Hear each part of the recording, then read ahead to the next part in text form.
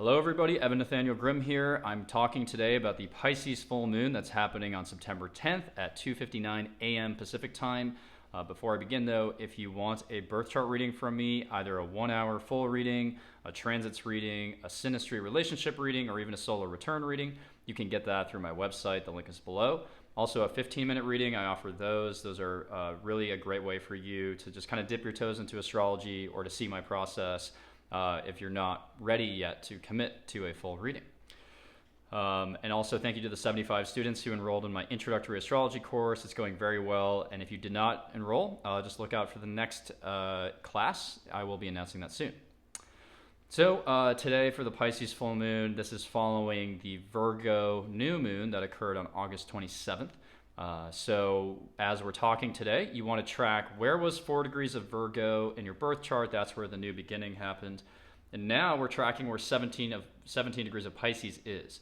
So that is where you are bringing something to fruition and maybe releasing something. And whether that's releasing a work of art or releasing a feeling or a grudge that you've been holding against somebody, but you're releasing something ultimately with trust and compassion, with that type of attitude, which is what Pisces really thrives in. And so what is Pisces about? So Pisces and Virgo exist on the same axis, and this axis pertains to service. So Virgo is serving people with an actual skill set, a technical, proficient skill set, whereas Pisces is really serving humanity, the cosmos, the collective, and Pisces is really about unity and also reflecting back what people are feeling through creations, whether that's artistic creation, inspired action, healing. Pisces is really about acting on behalf of others, acting out of inspiration, and being inspired to create by connecting back to source. Now, Pisces also deals with this concept of the womb and getting back to the womb, getting back to source, but getting back there with conscious intent and consciousness, right? So you're sort of ascending to the next realm. But in a way, you're kind of cyclically getting back to the source from which you came.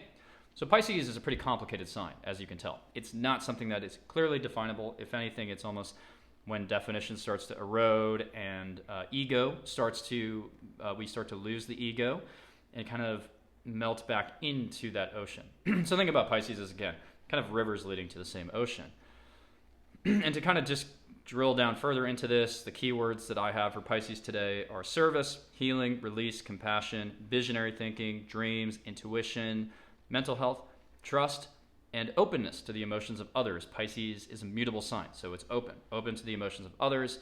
It's imagining new possibilities, new realms, new forms of unity, unifying, connecting or channeling to source, and reflecting the needs of others, and finally sending out ripple effects. If you have a lot of Pisces in your chart, or if you have a Mars-Neptune conjunction or something like that, I always tell people, you have to think about yourself as kind of like running through water. It's not easy. It's not intuitive right away because Mars, for example, or in general us as fragmented individuals would prefer to chase our own wants and needs. But with Pisces, you kind of have to surrender that, release attachments, and work with the water energy in a way in which you send out ripple effects that can impact 1,000, 10,000, 100,000, 1,000,000 people. With Pisces, we're dealing with orders of magnitude via these concentric circles of inspired action. So Pisces is not doing anything in isolation. If you are a Pisces, if you have a Pisces moon, and any really prominent placements in Pisces, you are not doing anything in isolation. You are connecting with people, broadly speaking, through your connection to source. And by source, I mean, it could be a higher power, but it could also just be a spiritual, scientific, even source, or it could be a creative muse if you're an artist. So, and so I think this full moon is a time of release for you. It's a time of maybe forgiveness and feeling this compassion. And this full moon is conjunct pretty much to Neptune, which rules Pisces. So the chart ruler is right in the mix here. It's right next to the full moon. And this is a much needed moment of compassion because we have been highly irritable, and I'm talking about this from both an a priori and experiential dimension here of what I've observed as an astrologer in the real world, and also what the textbook astrology would say, that Virgo New Moon on August 27th was squaring Mars Gemini, This is a lot of Mercury energy, and it's kind of about, really getting myopic about topics and debating people and kind of poking holes in people's arguments and riling people up. So what have we been doing?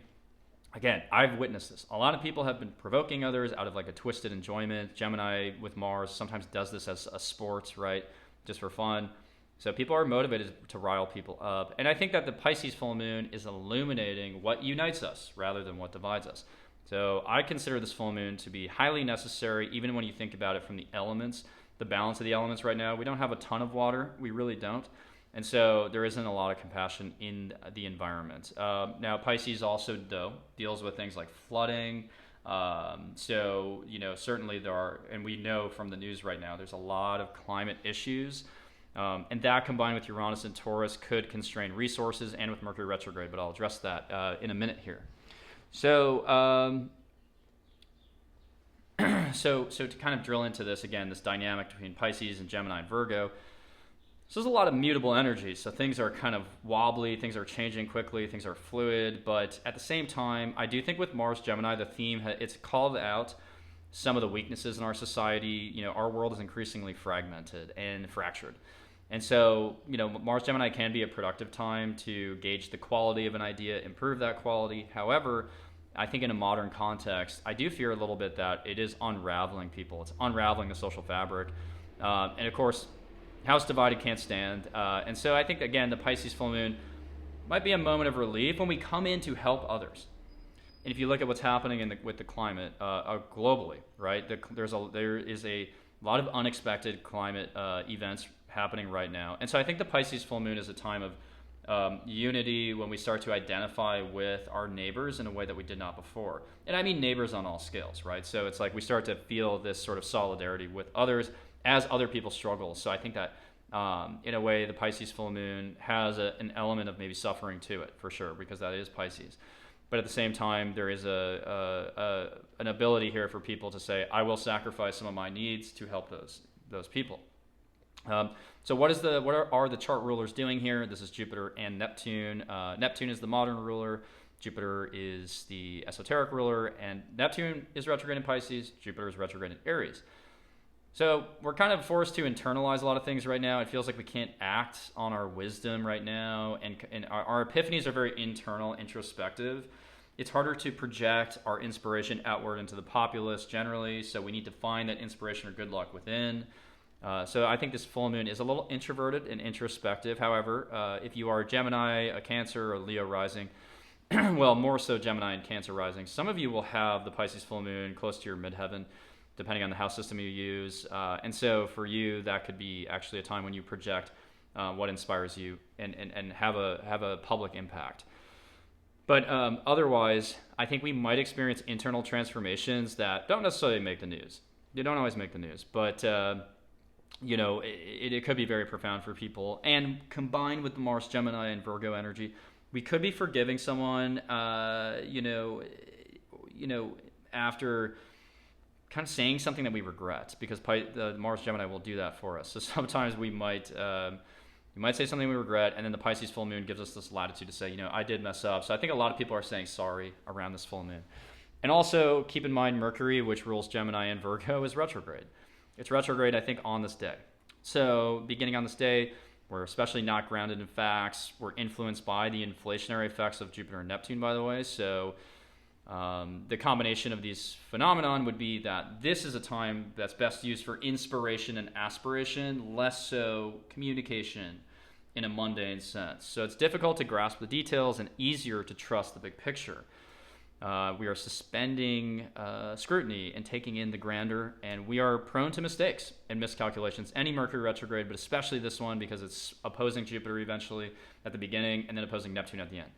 So, to me, like the beginning stages of this Mercury Jupiter opposition is really about blurting out things we later regret. But on a global mundane scale, this could also be about supply chains, overseas supply chains breaking down. Jupiter's long distance travel and Mercury retrograde. Anytime Mercury's retrograde, we have some supply chain breakdowns, whether that's just deliveries showing up late or whatnot. But at this time, you see the climate crisis, you see shortages at grocery stores. You see the Uranus and Taurus energy. I really do feel like there is initially this kind of rupture in logistics, and it could impact long term. It could have an impact long term, especially leading up to that third Pluto return for the U.S. at the end of the year. So, but to bring this back to a personal level, the Mercury retrograde, because I know that you also want to think about how this impacts your life day to day. I think the sequence will be, we say things we regret, or others do that to us. And during the Pisces full moon, we kind of err on the side of forgiveness. We try to see the human in someone else who has wronged us. And I think we're kind of ready in that process of forgiveness to release our own deep-seated fears and anxiety or anger. But now Mercury retrograde in Libra does pertain to relationships oftentimes. It's almost like a breach in trust. So many people will be talking to exes, talking about exes to their current partner. This could create a little bit of an entanglement karmically. And with Mars Gemini, it can get very salty and prickly. And especially, I talked about this in my last YouTube video, but you want to be mindful generally during Scorpio moons while Mars is in Gemini, because there's even a tendency to gossip during those times. So when the moon is in Scorpio during the Mercury retrogrades, that's especially problematic. So you want to be really careful there to disengage from those debates. And keep in mind, again, Mars Gemini will be especially aggravating because it is squaring the sun and moon. Almost not exact, it's a wide square, but there will be this temptation to be subversive with our words. So now I want to close off with some other side plots and themes that maybe become the main headline actually in the news. So Uranus, keep in mind, is in Taurus. It's retrograding. It's recalling the late 1930s. That's the last time it was in Taurus.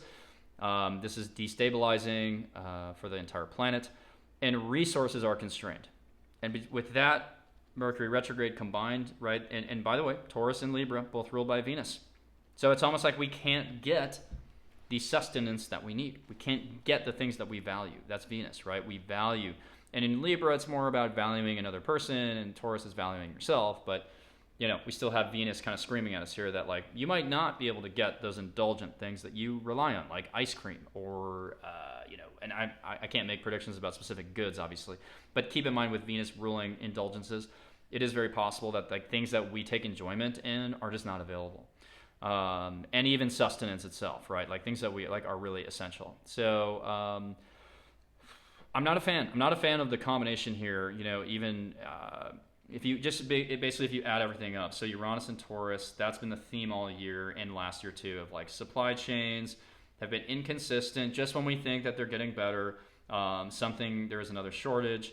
And now you're seeing in the news there are floods, there's droughts in other places. But the Pisces full moon, to me, illuminates the theme of flooding. Not that the entire world will experience that, but in terms of what's in the headlines, we will see more news about flooding probably.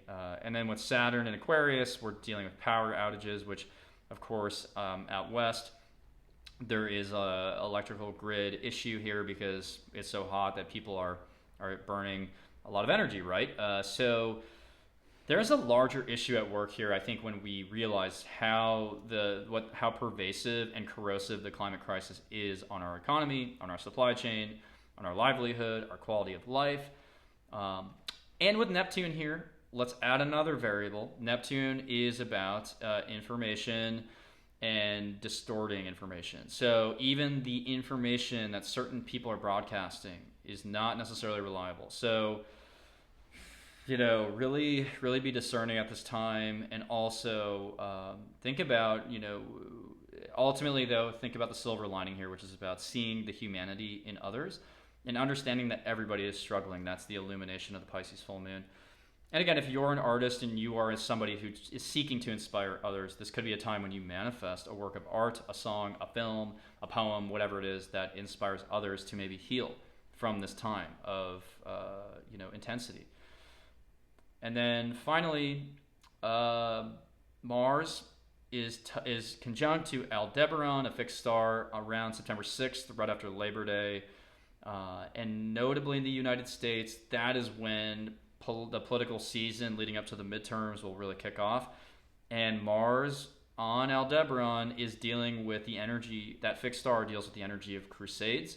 So it's almost like politicians are on a crusade at this time. And so I do think that polarization naturally would increase anyways, but especially with Mars on Aldebaran.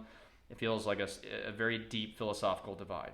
And keep in mind, even the Gemini New Moon this year was on Aldebaran. So Aldebaran is coming back. Look up the theme of that fixed star. I already kind of alluded to it there, but really think about how is that manifesting in our political realm. I really see it as manifesting as like multiple people are trying to evangelize their side of the debate, and it almost takes a religious undertone. Not overtly or literally, but it just feels like there's almost like an existential crisis underway politically here, a deep schism that is also culminating up to the next eclipse season. The eclipses will happen during the midterms. So the Pisces full moon, to summarize again, there is that compassion and forgiveness, but it's kind of tinged with global strife. So if you want a reading, check my links. Also, please follow my podcast. I'm really enjoying that. It's a weekly forecast that goes through the day-to-day transits. So it's a great way Monday morning to keep up with me and to keep up with the skies. Really excited to have more and more people joining and on board with me. Please subscribe to my YouTube channel if you want more videos like this. Thank you and take care.